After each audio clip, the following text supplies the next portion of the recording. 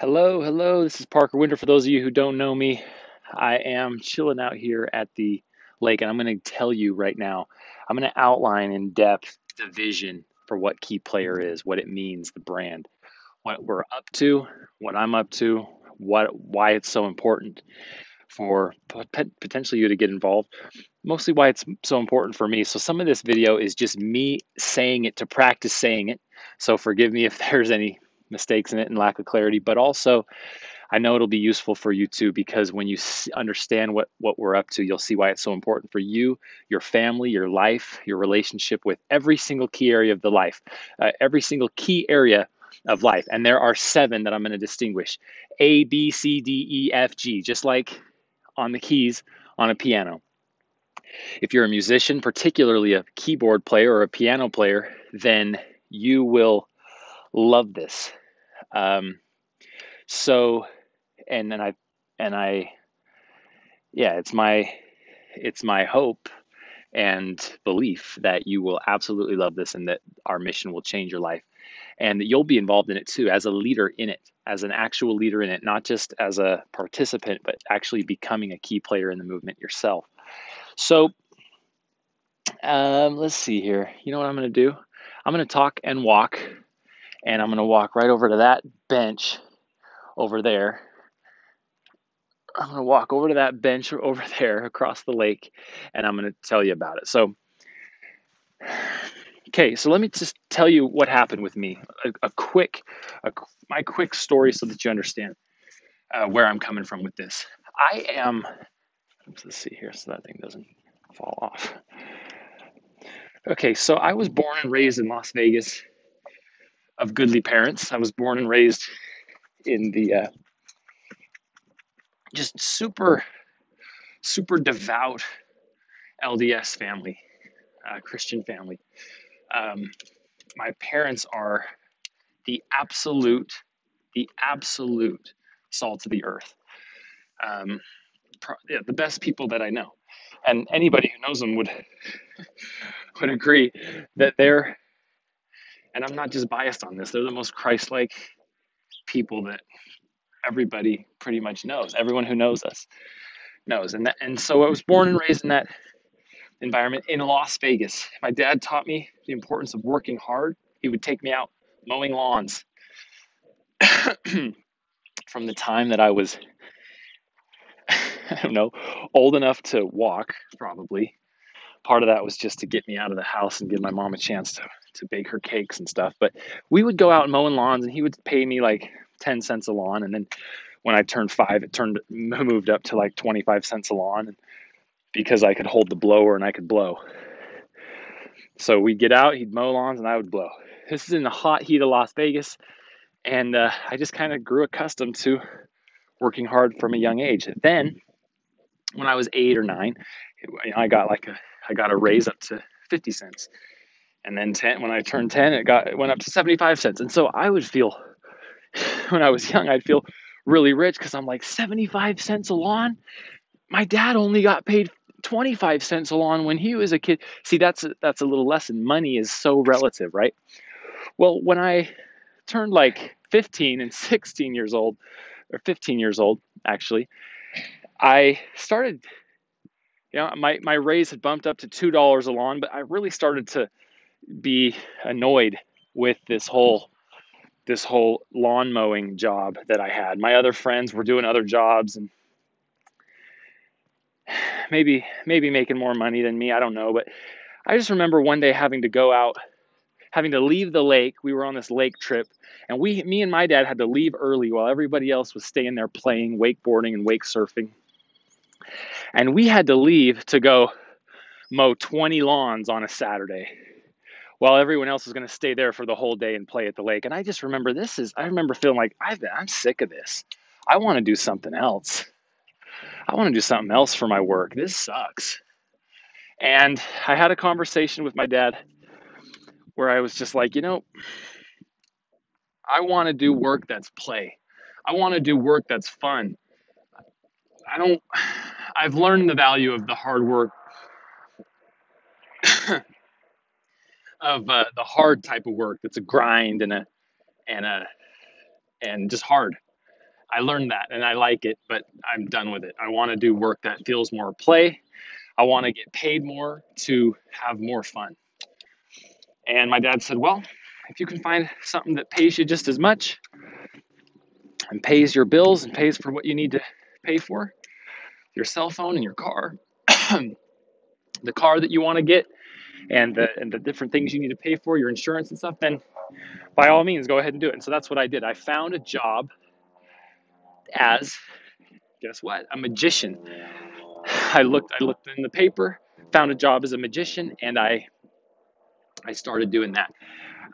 I went and I went and pursued a job as a magician. Why? Because it's fun. That was a hobby that I'd had for years, and it was something that I could do that would capitalize on a fun hobby that I had. And hey, if I could get paid for it, all the better, right? So I went and did my job interview,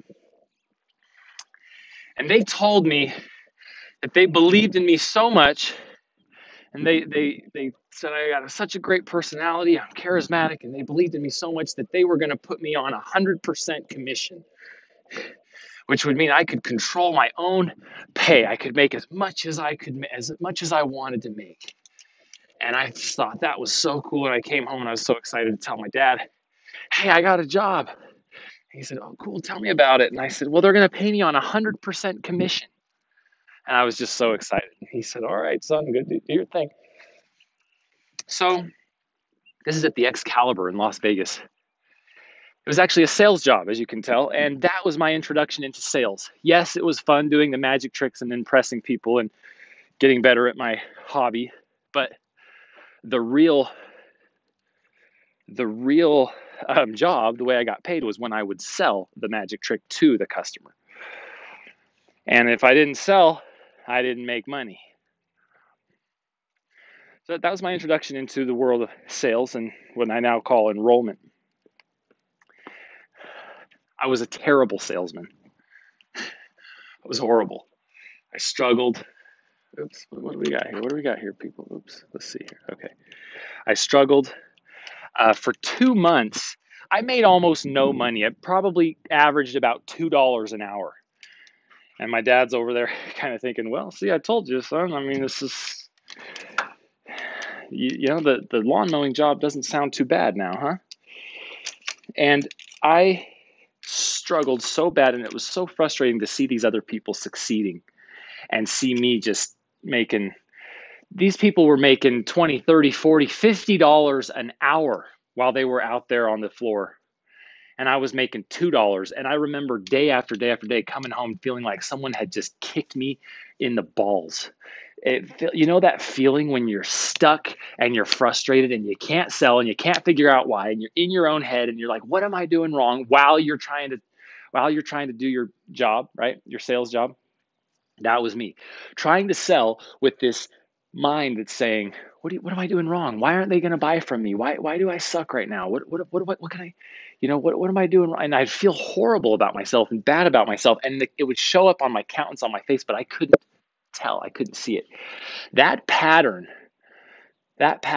started a pattern, that pattern of getting down on myself and frustrated about myself and getting in my own head and getting blocked. That right there is what changed, is what sparked my whole life mission.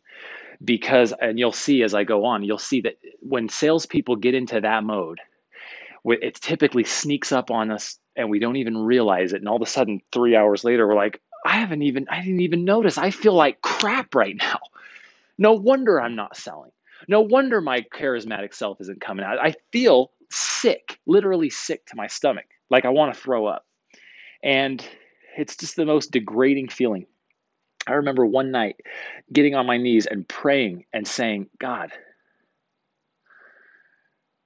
please, give me the breakthrough. What do I need? I've got to make money. I want to be successful. It's not about the money. I want to be successful. What am I doing wrong? Teach me. What is it? And I remember the frustration just got so great that this clarity, this insight broke through, and it was like, hey, stop making it about you. Stop making it about how great a magician you are and impressing these people and having them think that you're great as a magician. Yeah, they'll think that you're great as a magician, but the problem is, make it about them. And I made a decision to show up the next day with a completely different approach. And this was my approach. I'm not going to care how much I sell. What I'm going to focus on is getting that client or that customer, that audience member, to not see me as a great magician, but rather to see herself as a great magician or himself as a great magician. I want to go out there as an act of service to shift their view of themselves to see themselves as a great magician. And that's my goal. Guess what happened? The next day, I went out, started having fun, sale, sale, sale. And what happens then? You used to get in the flow. And once you get in the flow and the momentum, it's like, I already made way more money than I need to make this week. And so I'm just going to keep having fun helping people. And what happens when we get into that mindset? Sale, sale, double sale, triple sale. Started selling not just one trick, two tricks, but selling the whole kit. So at that day, I think I had come home with $300, which was literally 10 times what I had made the previous week in one day. And my life was forever changed because I had that breakthrough. I'd had that insight that I changed my stance, and boom, I could sell. And I realized I'm an incredible salesman. That's another key. I'm an incredible salesman. I am an incredible salesman. And as I started to see myself as that, I started to feel rich and abundant and free and happy. And I got super effective at selling, and I loved it. I did that job for about, I don't know, a year or two. Um, and I made so much money. I remember just feeling rich all the time. I had more money than my friends, and I got to do what I loved. And that experience as a teenager shaped my life. That experience shaped my whole career in sales and coaching and leadership and everything, because an experience like that will leave very little taste in your mouth for anything less. Okay. So I fell in love at that age with the idea and the concept of getting paid more money to have more fun. Instead of having to balance fun and getting paid in my life, I realized that it's possible to actually have more fun and get paid more. And this whole idea of work, that word got that word, I shattered what it meant to me. Work doesn't have to mean what you do for your job. It doesn't have to mean um, that you have to get paid to grind and sweat and suffer, and like the physical activity that I'm doing does not equate directly over to how much money I get paid. In fact, there's many times an inverse relationship.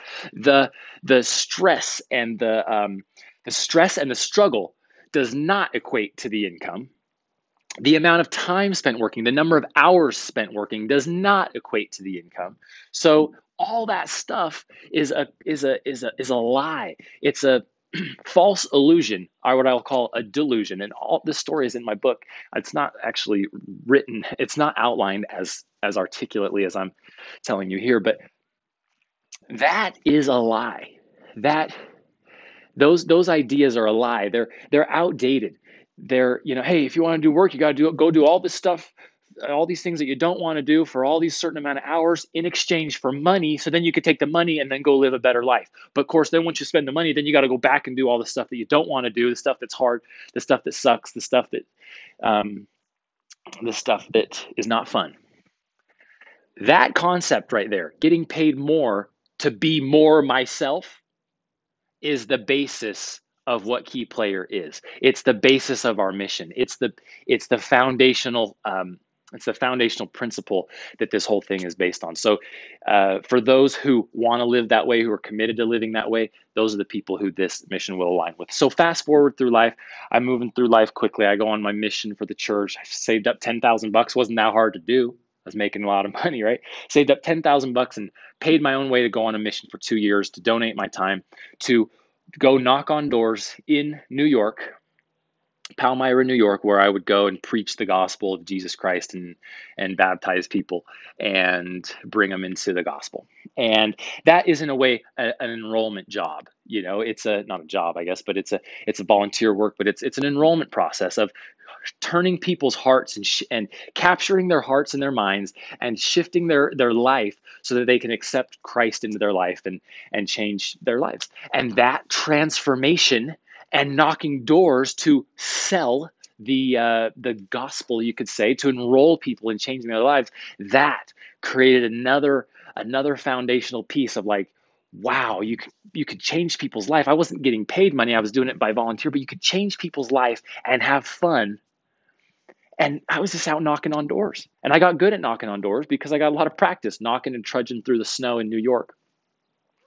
I learned how to face adversity. I learned a lot of things, and when I came home from that, I wanted to, of course, get married and start a family, and you know, and make a lot of money and have a nice house and have a nice car and a nice truck and a nice motorcycle and just live the life. And so I got myself a leather jacket, and I got myself a uh, I came home from my mission. I got myself a leather jacket so that I could look cool and attract the girl of my dreams, and so that I could go and go and build this life. And all I had was the cool shell on the outside, which to me at the time was this leather jacket. I knew I needed a motorcycle. I knew I needed a nice truck, a big lifted truck. I wanted a really nice house, at least 5,000 square feet. I knew exactly what I wanted. I knew exactly what I wanted my dream girl to look like and sound like and feel like and be like. And I had this clear vision in my mind of what I wanted for my kids to look like and how many kids I wanted to have. And I knew I wanted to somehow have twins, and I knew I wanted to go to Fiji on my honeymoon, and I just knew I wanted all these things, and I had this clear vision. And guess what? I went to work, and I found the job that I found was in door-to-door sales. Why did I not go back to the magic job? Because I knew in door-to-door sales I could make way more money in the amount of time that I was working, because it's a sales job. I could capitalize on this talent, this skill that I had built up of being able to knock on doors and sell, and only this time I get paid for it. So I started selling alarm systems. I went out that summer, and I had my ups and my downs, and generally I did pretty well. I think I earned about $43,000 in 4 months without a college degree. That was pretty awesome. $10,000 a month. Changed my life. I didn't want to do college anymore, so I dropped out of college. Uh, after that first summer, I just said, nope, I don't want to do college. I want to do sales. Sales and business and entrepreneurship is my jam. And so, let's see here. Can you even see? Can we? Sales and enrollment is my jam. And so, let me go over here into the sun. Maybe that'll help. I don't know. Now I'm washed out. So I did door-to-door sales, and I did that pretty well. I was probably in the top 20% of the company. It was an incredible company called Apex at the time, turned to Vivint, became a multi-billion-dollar company that we helped build the foundation of it in the early years, and the culture of it in the early years. And I was proud of that. But I did pretty well. Again, top 20%. Why? Because I knew the value of hard work. I already had that it was just part of me, right? And I also knew how to sell. And what would happen is I would get into these little flow states where every couple of weeks there would be a day where I somehow stumbled upon and accessed that flow state where I'm tuned in, tapped in, turned on, and I'm in alignment. And I would just sell 4, 5, 6, 7 accounts in a day, which normally that's what people would be selling in a week. And I would just do it, boom, in one day. And I would have one day every couple weeks or so that I would just turn on the juice and kill it. And it was fun, but it became really frustrating to me again. I started asking myself the question of how come I can't turn that on at will? How come I can't do that every day? Could you imagine how much I could make if I could do that every day, or at least more consistently, at least maybe 3 days a week instead of one day a week? Could you imagine? My sales would triple. I would shoot up into the top 1%. Why can't I do that? And for 2, maybe 3 years, it just became this struggle of, okay, I know how to turn on the juice. I know to shift my mindset. I know to focus on serving the person. I know to detach myself from the number of sales I'm making. But why can't I do it as often as I want to do it? Why can't I do it as often as I know what's possible? And I, here's what happened. I went to a Tony Robbins seminar called Date with Destiny in 2012, paid $5,000. I actually had a friend who was suicidal at the time. And I believed that if he went to this seminar, he would no longer be suicidal, that this could change his life. And so he didn't have any money. And I paid his way to go to the concert too. So I paid for myself and my friend, his name was Johnny, and to go to Date with Destiny, which I made a mistake there. What I wish I would have done is made sure to invite the love of my life to go on this journey with me, this journey of self-discovery and self-improvement with me. But I made a mistake there, and that's important later because it kind of created a little bit of diversion in our paths, me and Brittany's paths, because we started to kind of grow apart. Because why? Parker's doing this journey, this self-development journey by himself. Parker's going on this, but it's okay because I'll tell you that later. But our paths kind of started to divert as I went on this personal journey by myself. I brought my friend along. I felt great about it, and he came, and it did change his life, and it changed mine.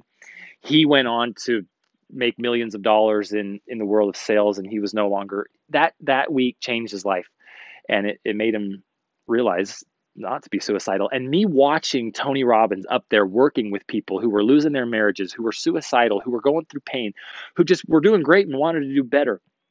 Watching him do his work and his magic on stage changed, it inspired me. And I said, I want to do this. This is what I want to do. I don't want to do going out and knocking on doors anymore. I've done this for 5 years. I want to quit doing that. And I want to change people's lives. Tony is the master, right? He's one of the godfathers of the coaching industry. And I would say he's the Jedi of the coaching industry. Steve Chandler is the godfather, but Tony Robbins is the Jedi of the coaching industry. So anyway, I really wanted to quit doing door-to-door sales, and I wanted to start doing coaching. I wanted to be able to stay home. I wanted to be able to make as much money or more money from my house without having to leave town every year and go to a new city. I had 2 kids at this point, London and Sawyer, and I wanted to leave town. I wanted to not leave town, be able to make as much or more money while changing people's lives, doing it from my phone at my house. And that was my new vision. And the thing that kept me from actually being able to do it was this idea. I hadn't fully conquered, in my mind, I hadn't yet conquered the door-to-door game. I hadn't yet figured out how to turn on that flow state at will. I hadn't yet conquered my own self, my own emotions. I still would get caught in these traps all the time, these emotional traps of being stuck, frustrated, and down. And it would take me days to work my way out of it. And I couldn't figure out, and I believed it was possible to just do it every day, all the time, 100%. And I figured until I conquer this thing, I'm not going to switch my career yet. But I made a decision. I made a personal decision to conquer this thing this year. This will be my last year in sales, in door-to-door sales.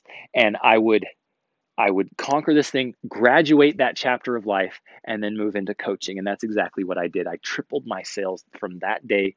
At the end of that seminar, I decided, and I tripled my sales over the course of the next year. Doing the same work, or at the same company, the same name on my shirt, the same product, tripled my sales. Yes, is because I did what I needed to do. I hired coaches.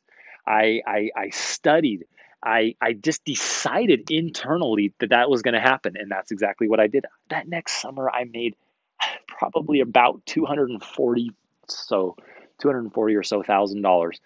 And at the end of it, I felt great. I was like, okay, I did it. I graduated and now I'm done doing door-to-door sales and I'm going to start doing coaching. And I just called myself a coach back at the end of 2012. I called myself a coach and I started working with salespeople.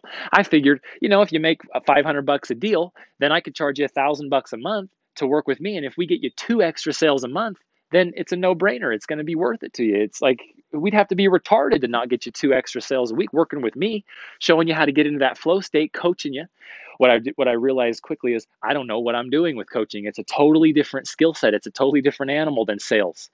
And so there's selling my coaching, you can consider it sales, but then there's also delivering the distinctions and actually serving someone at the level that I felt was worth it, that they pay me $1,000. What happened was I got stressed. Someone gives me $1,000 in exchange for better results, and I felt heavy.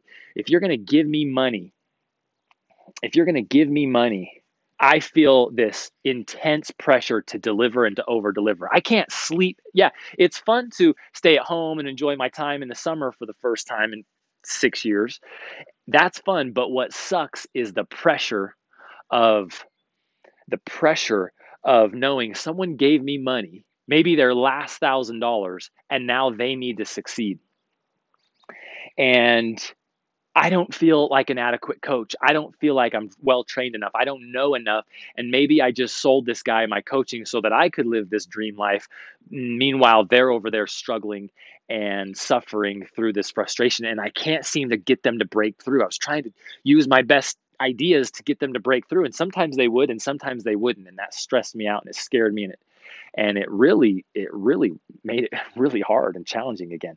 So now I'm playing a new game. Now I've got a wife and 2 kids, and by this time I've got my house, my big house, my 5,000 square foot house. I've got my cool truck and my cool bike and my cool, the lifestyle that I want. And now I'm no longer having to knock doors. And so I had moved further in life, but I had this whole new struggle. I had to relearn those original lessons at a now deeper level with more stress on me. And I thought, man, I want my coaching for me to feel fun and enjoyable and free and exciting and easy. I want it to feel like that. I want to get into that flow state as a coach, not just as a salesperson, so that I can get other people into that flow state too, at will. I want to be paid more for my clients to spend less time working with them. I want to be paid more to just have more fun.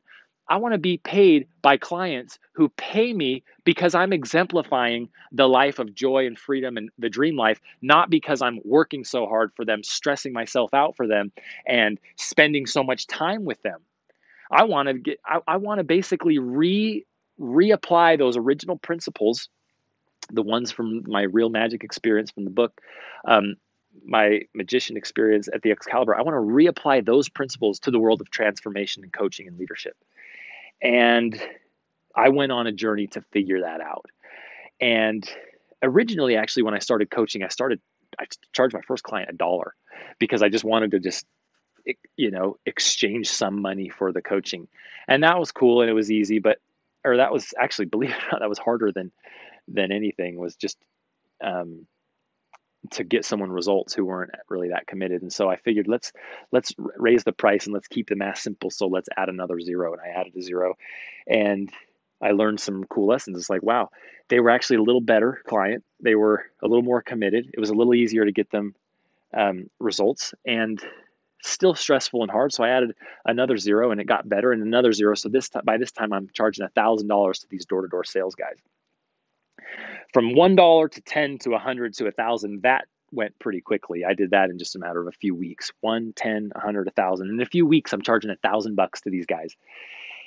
I'm feeling stressed though, because they're not getting the results as well as I felt like they should at $1,000 investment level. And so I decided to invest some more money in myself and my own training as a coach. And I started seeking out the best coaches that I could find. I hired myself a Tony Robbins coach. I hired myself a this coach and a that coach. And I went to these seminars and these trainings, these coaching trainings. I devoured books about it. I got any funnel that I would come across online, that would come across around sales, coaching, training, leadership, mentor, anything like that. I would go through the funnel, and if it resonated with me, I would just buy whatever the product was. Hundreds of things, books and masterminds and Facebook groups and all kinds of stuff. And hold on one second, y'all. I'm gonna pause this. Actually, I'm gonna run over here to the bathroom for about it's just right here, and I'll be right back in about 30 seconds. I don't think I can pause this, but I'll be right back.